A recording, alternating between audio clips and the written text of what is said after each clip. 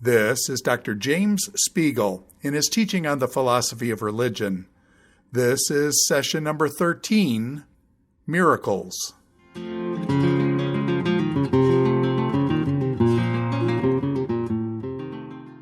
The central and key claim of the Christian worldview is that Jesus Christ rose from the dead. He was dead, buried, and on the third day he rose. And that's a miracle. That's the most important miracle in all of human history. So right at the core of the Christian faith is this miracle claim. And of course, that isn't the only miracle that Christians believe in. There are lots of miracles described in the Old Testament. And in the New Testament, the ministry of Jesus was marked by all sorts of healings and turning water into wine and walking on water. So Christians, in order to be orthodox, must affirm that miracles are real, that they have happened, and most Christians would say that they continue to happen today. So the question before us here is, how rational is this belief from just a philosophical standpoint? And what sorts of objections have been made to belief in miracles, and how might we respond to those?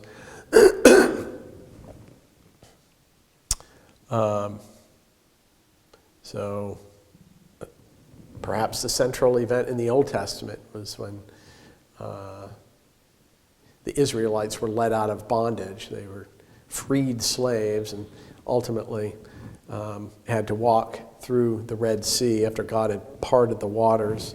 Once they made it through, then the waters went back and all those Egyptian soldiers were killed. That's a key miraculous event associated with another miracle, a deadly miracle, with the killing of the firstborn all throughout Egypt.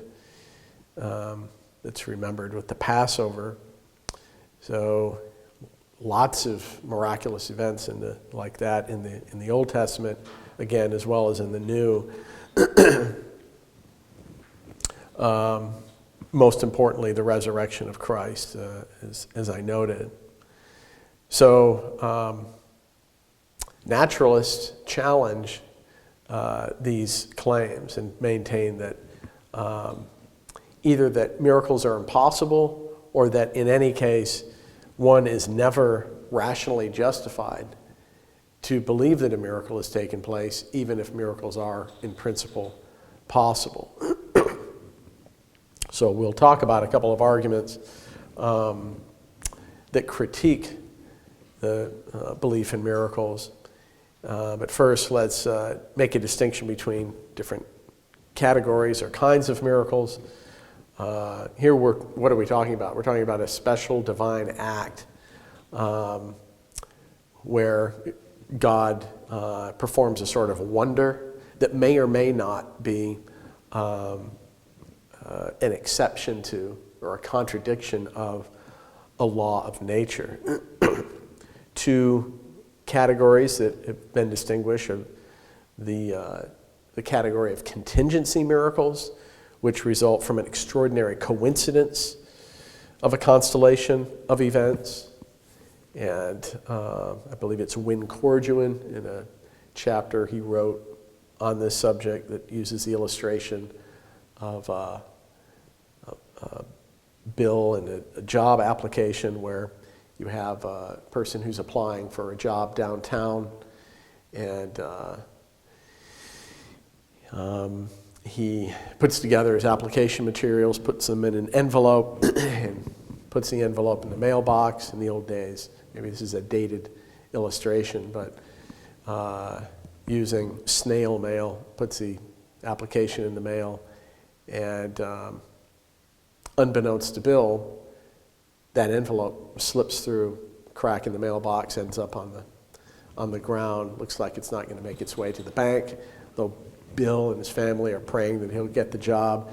What happens is a gust of wind blows that that envelope up into the air just as a pickup truck is going by, and it lands in the bed of this pickup truck, and the driver of the truck just happens to be driving downtown and goes right in front of the bank that Bill has applied to, and just then a gust of wind blows the envelope out onto the sidewalk just as the daughter of the bank president is walking up and sees her dad or her mom's name on the envelope, gives it to the bank president, and Bill gets the job.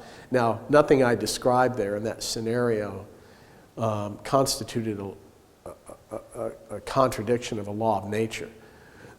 Wind blows envelopes around, every day, and there's nothing really unusual there, but it's this combination of events. It's so unlikely that if one found out that this was how ultimately Bill's application made it to the bank and how he ultimately got the job, we'd very much be tempted to say, well, that was a miracle.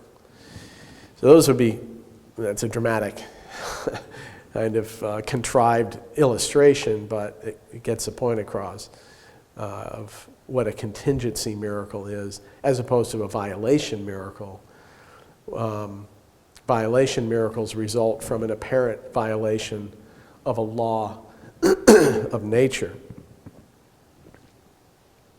And this would include cases where, say, a person spontaneously recovers from a terminal illness, maybe a tumor just disappears overnight, or a person suddenly gets their eyesight after being blind, say from birth, or a person falling from a 10-story building onto asphalt and walking away without injury. Now, every one of those, we'd say, that certainly seems like some sort of violation of a law of nature. The most significant critic of miracles in philosophical history is easily David Hume. And in his inquiry concerning human understanding, he presents an argument against belief in miracles, which has been interpreted in two different ways. So we'll look at both versions or interpretations of Hume's argument. One is the metaphysical argument, or the hard interpretation of Hume, which concludes that miracles are impossible in principle.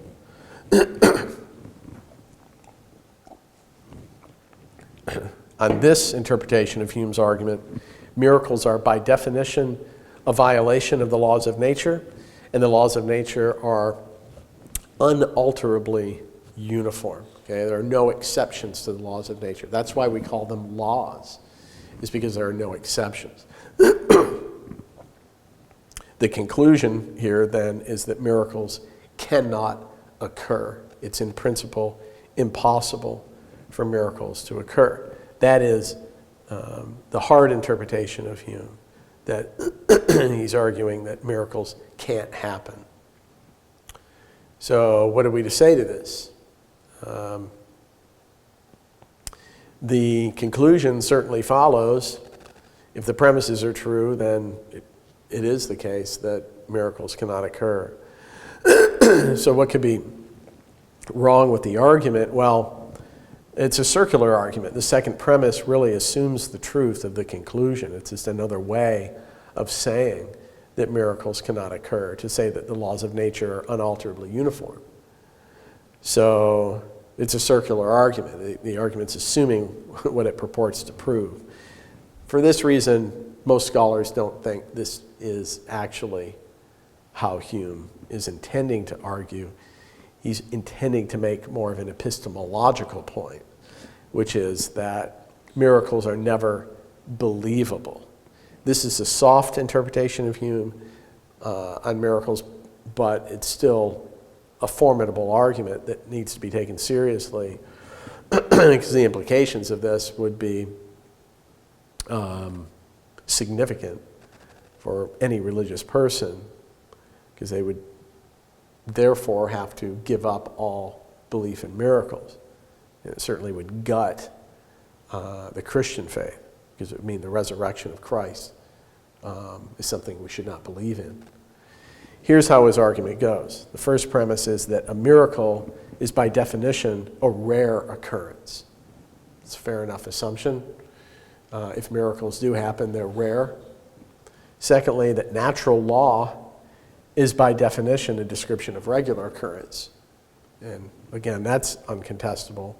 That is the nature of natural law. It describes how things routinely go. Thirdly, the evidence for what is regular is always greater than that for what is rare. Just because what is routine and regular is more commonplace, we're always going to have more evidence for that than for what is very rare or unique. Fourthly, wise people will base their beliefs on the greater evidence. We should always go with the view or the belief that has the most evidence supporting it. Therefore, wise people should never believe in miracles.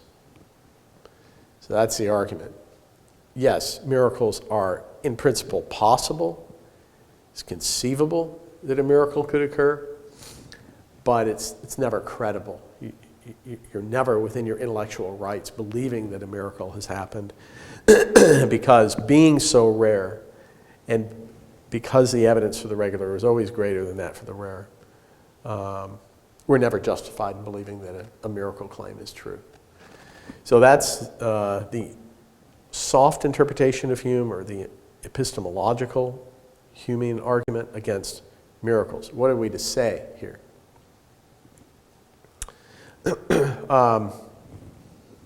One thing we can note as a problem with Hume's argument is that it deals only in probabilities, not evidence.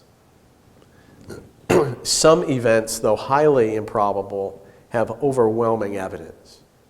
If you've ever played the game of Yahtzee, which is basically like draw poker with dice, you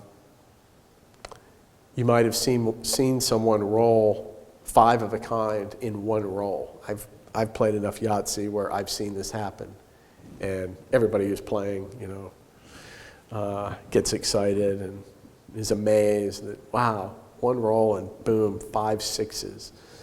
The chances of that are about 8,000 to 1. But again, if you talk to people who've played Yahtzee, as much as the odds are against it, if they've played a lot of Yahtzee, they've seen it, at least once. Bizarre, but it happens. But if probability is all that matters, then we should never believe that ever happens. Well, okay, 8,000 to 1, maybe. But say events that are far more improbable, the odds of which are extremely remote.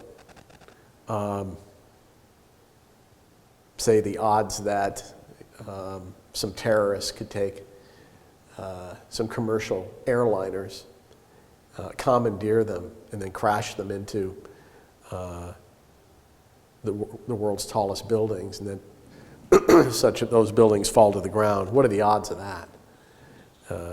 Exceedingly remote. But there's strong, overwhelming evidence that happened on 9/11. So regardless of the improbability, we should believe it because of the evidence. And that really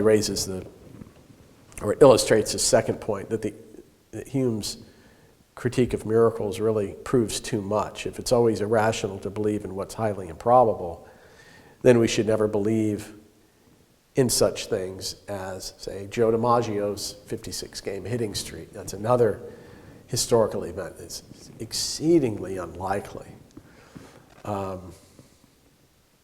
He was Mr. Consistency, actually, and after his hitting streak stopped, in that 57th game, he went on a 17-game hitting streak. So he got a base hit in 74 out of 75 games there. And he had a very long hitting streak in the minors, too, so he was Mr. Consistency. But the odds of this are so remote. It seems like on Hume's terms, we shouldn't believe it happened.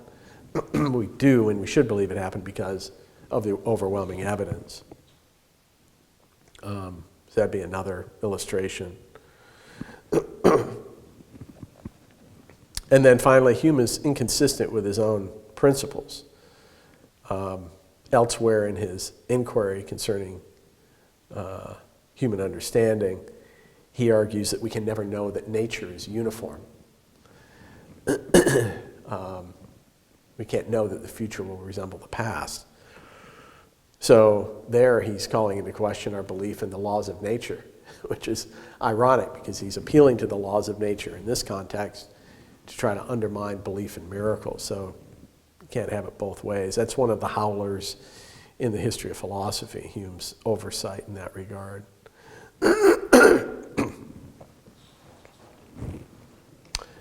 He offers some other arguments, kind of secondary arguments that are intended to undermine belief in miracles. One of them is that throughout history, an insufficient number of intelligent, educated people have testified to the occurrence of miracles. So that would seem to undermine our confidence in miracles, if that's the case. A good response here is just to note that, well, many intelligent and highly educated people have testified to the reality of miracles and witnessed them, like the Apostle Paul, Craig Keener, who's done all sorts of extensive investigation into miracles. He's about as highly reputed a scholar as there is. He testifies to the reality of miracles, and all sorts of contemporary physicians do the same. Keener's recent 2-volume text on miracles is now the standard go-to scholarly volume or volumes on miracles, which I highly recommend. And there he gives hundreds of accounts of miracles that have occurred in 5 different continents. And it's just an extraordinarily exhaustive discussion of the topic, again, which I highly recommend. Another argument that Hume gives is that miracle claims abound among the ignorant and uncivilized. So shouldn't that give us pause and undermine any rational or supposedly rational belief in miracles? We can respond to this by saying that, well, this is true of many other beliefs that intelligent and civilized people know to be true. There are all sorts of things that people who are ignorant or uncivilized in various cultures believe that are actually true. So really the question is not who believes that certain miracles have occurred, but what is the objective evidence for these claims. And finally, that miracle claims in rival religious systems undermine one another. So you have Hindus believing that miracles have happened in their tradition. You have Christians over here believing in miracles, and Muslims over there. Since these rival religious systems are not consistent with one another, they basically refute one another with their inconsistent miracle claims. So you shouldn't believe in any religious tradition and their miracle claims. Well, Hume overlooks the obvious here, and that is that miracle claims in some religions may be false. Maybe one religion's miracle claims are the reliable ones, and most, if not all, miracle claims in other religions are false. Or maybe it's a combination between that and different religions making miracle claims that are true, but the one true God worshipped by this other religion is the one responsible for the miracles in that context. So, for example, there are a lot of reports coming out of the Muslim world of people having visions of Christ. You know, a person has a dream that someone is telling him that a person's going to come into the community tomorrow with a bunch of books, accept that person and receive the books. And sure enough, the next day, somebody arrives with 500 copies of the New Testament. That would be kind of a dream vision, maybe not a miracle, but certainly a supernatural intervention that God is doing in order to bring Muslims to Christ. But there are other ways that God might act in terms of performing miracles in another religious context. And it's, you know, the one God who's doing it in each case. Also, another possibility is that sometimes you can have demonic activity produce an event that could be conceived or categorized as miraculous. These would be what, in certain places, Scripture refers to as counterfeit miracles. I think Jesus uses that terminology. I had an experience many years ago, decades ago, when I was back in grad school, and I would do odd jobs for money in a kind of yard mowing and tending service. And a friend of mine and I would mow the lawn of this retired Baptist missionary who had a mission down in southern Louisiana, down in Cajun country. And he related to us this fascinating story of how, as people in this community were becoming increasingly converts to Christ, becoming Christians, the local occult kind of expert and store owner was becoming dismayed that, you know, people were less and less interested in buying his products, his Ouija boards and tarot cards and so on. So he was annoyed by this, and he saw the Baptist missionary walking by one day, and he said, "You must be pretty proud of yourself making all these Christian converts." He said, "Well, I feel good about it. You know, it's people are coming to Christ, and that's good news. And I hope you do too." And the guy says, "You know, no way." He says, "My God is more powerful than your God." And the missionary says, "Oh, really?" He says, "Yeah." He says, "You see that dead dog over there? There was a dog that had been bitten by a snake, and it was dead on the side of the road. It was even rigor mortis had set in. It was bloated." He said, "I'm going to raise that dog from the dead. Come back tomorrow. It'll be alive." The missionary said, "Okay." Next day he comes back. Sure enough, that dog is sitting on the porch of that guy's house, still somewhat bloated, red-eyed, looking weary, looking like death warmed over, I guess literally, but very much alive. And so that occult store owner says, "I told you my God was more powerful than your God. You try to do that." And the missionary said, "Well, I never said that it couldn't be done, you know, and that through satanic power, you know, there's all sorts of things that can be done that are wondrous like this. But the difference between my God and your God is that my God wants to save you and give you eternal life. Your God hates you, and he wants to see you in hell."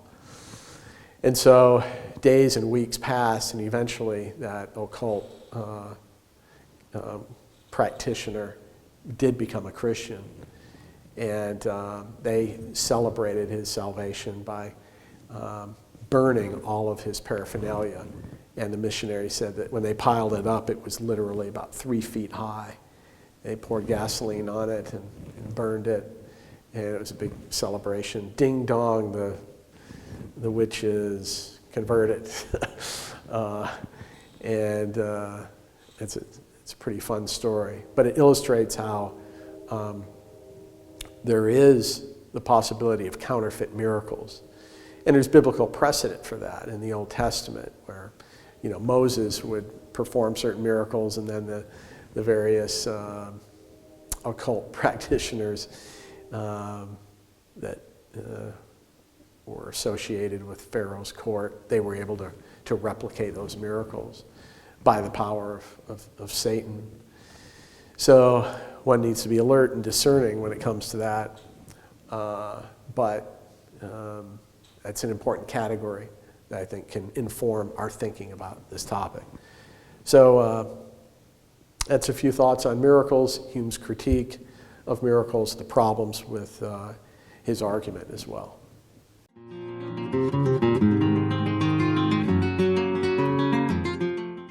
This is Dr. James Spiegel in his teaching on the philosophy of religion. This is session number 13, Miracles.